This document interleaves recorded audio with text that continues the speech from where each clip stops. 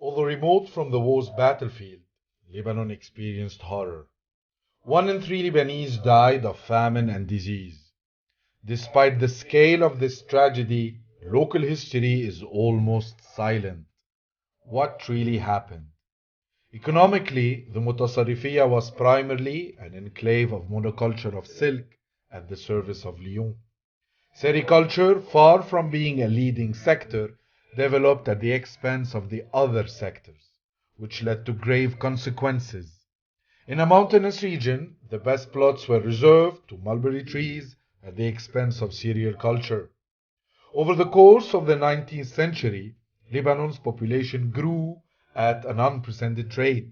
The volatile silk industry provided only fickle guarantees of sustainable prosperity to the peasant population. Population pressure, along with degraded soil, water, and timber resources, pushed 150,000 Lebanese to migrate to the Americas. This dependence on the external market transformed Mount Lebanon into an exporting enclave dominated by Beirut, with a dense population relying on diaspora remittances and silk revenues to fulfill its needs.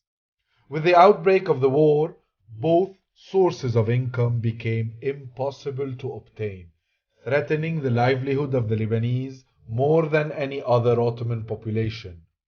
The silk economy collapsed and left those who relied on it destitute. Those who had cash reserves took advantage of the growing food crisis. Influential merchants controlled the grain trade and moved wheat wherever they could find the highest prices. Meanwhile, the poorest suffered first. Neither the Ottoman government, nor France or Britain, acted decisively to save Lebanon's civilian population. Despite pressure from the US, Paris and London refused to allow a relief mission, hoping that starvation would undermine Ottoman authority and ease the post-war imposition of the colonial project. Ottoman authorities, in conjunction with German advisors, continued to prosecute their war effort at the expense of their population's welfare. The shortage of the war was aggravated by a locust invasion and the speculation of traders. Poignant accounts describe in painful details the ravages of locusts, the epidemics, prostitution, and famine.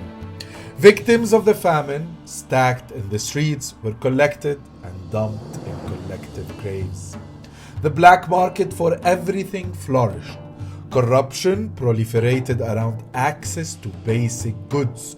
Many starved, not because there was no food, but because they couldn't afford to buy it.